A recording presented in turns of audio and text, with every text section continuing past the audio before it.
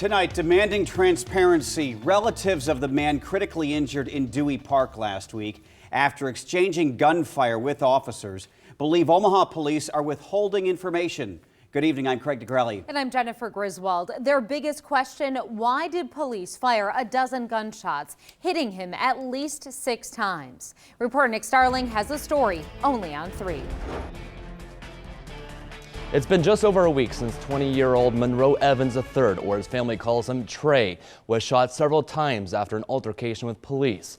Now his sister wants to know more about how it unfolded and wants OPD to release the audio tapes for clarity. We feel like there's some discrepancies between what we've heard. Trey Evans' sister, Bo Fisher, says there's a lot of questions into what happened that afternoon. They haven't been in communication with us in a way that we feel is appropriate. We're looking for some accountability as to why my brother was shot so many times. On January 30th, officers were called to 33rd and Turner Park for a man looking into vehicles. When the officers arrived, they say Evans wasn't listening to them. A struggle ensued.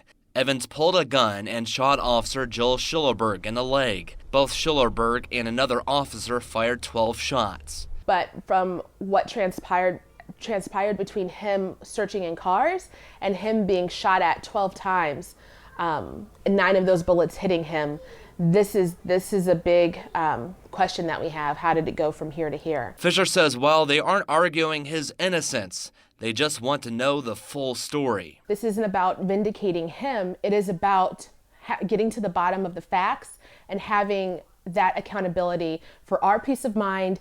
We reached out to OPD and they say the department cannot speak about this investigation at this time because everything will come out in court proceedings. While Fisher's questions may not be answered now, she doesn't want this struggle to happen to another family. He's a person, and I don't feel like he was treated like a person on that day. Fisher says Evans is still in critical condition and still fighting for his life. If he makes it, she says he will be paralyzed. A demonstration to release the audio tapes will be held outside OPD headquarters this Friday for 2 hours, 11 a.m. to 1 p.m.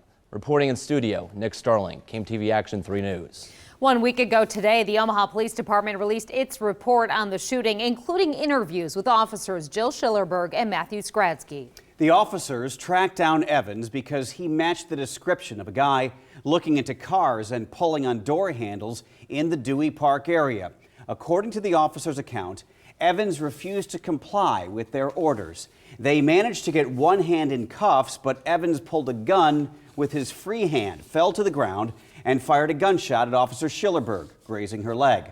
Officer Skradsky then fired 11 shots at Evans, while the injured officer fired once.